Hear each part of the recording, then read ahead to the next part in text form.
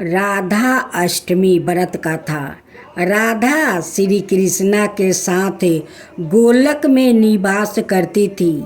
एक बार देवी राधा गोलक में नहीं थी। उस समय श्री कृष्णा अपनी एक सखी बिरजा के साथ गोलक में विहार कर रहे थे।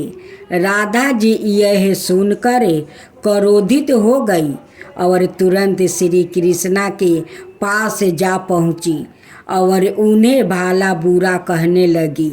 यह देखकर कान्हा के मित्रा श्री दामा को बुरा लगा और उन्होंने राधा को पृथ्वी पर जन्म लेने का श्राप दे दिया।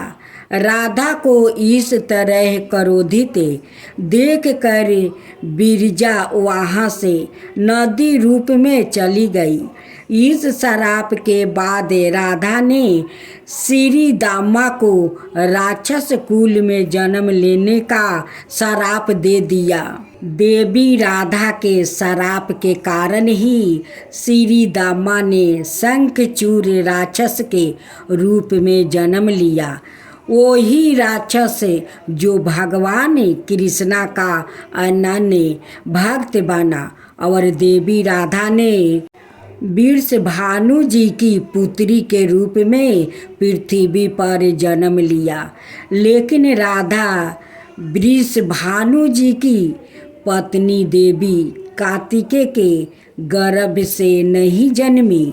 जब श्री दामा और राधा ने एक दूसरे को श्राप दिया तब श्री कृष्णा ने राधा से कहा कि आपको पृथ्वी पर देवी कीर्ति और वृषभानु जी की पुत्री के रूप में रहना है। वहाँ आपका विवाह रामायण नाम का एक वेश्या से होगा।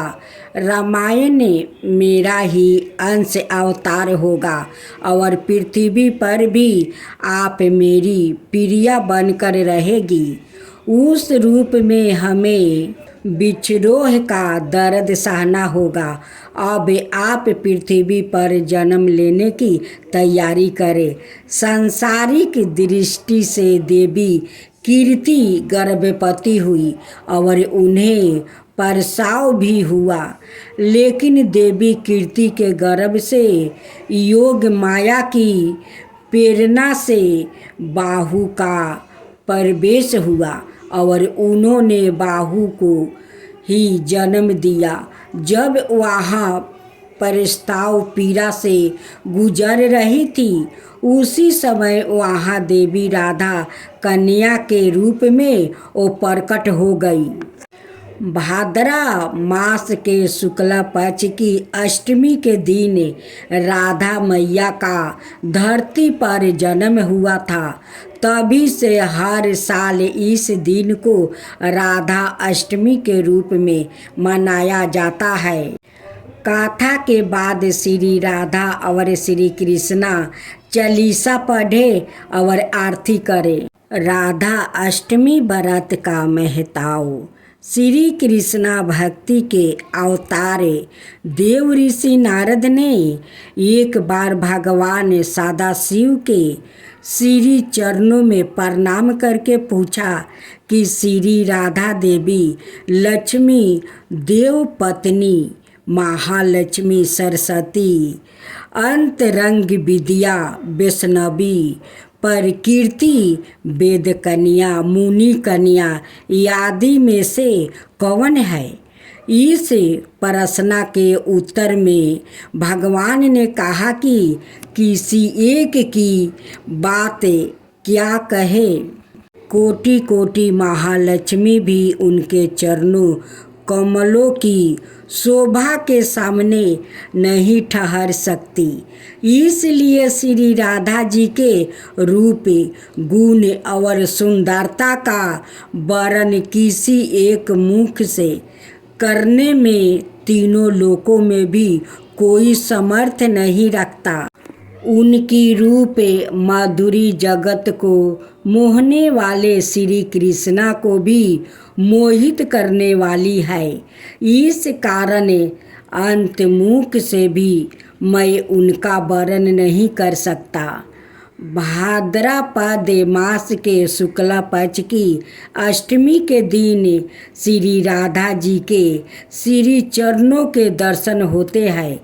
उनके चरणों कमलों की सुंदरता का वर्णन कर पाना भी किसी के लिए संभव नहीं है। श्री राधा कृष्णा जिनके इष्ट देव है, उन्हें राधा अष्टमी का व्रत अवश्य करना चाहिए, क्योंकि यह व्रत श्रेष्ठ है। श्री राधा जी सबर तीर्थोमयी और ऐश्वर्यामयी है। इनके भक्तों के घर में सदा ही लक्ष्मी जी का वास रहता है। जो भक्त यह व्रत करते हैं, उन साधकों की जहाँ भी मनोकामना पूरी होती है। मनुष्य को सभी सुखों की प्राप्ति होती है। इस दिन राधा जी से मांगी गई हर मुरादें पूरी होती है। जो मनुष्य श्री राधा जी के नाम का मंत्र का स्मरण और जाप करते हैं, वो धर्म तीर्थ बनता है। अर्थात को धन की प्राप्ति होती है, मोक्ष को मोक्ष मिलता है। राधा जी की पूजा के बिना श्री कृष्णा जी की पूजा अधूरी रहती है।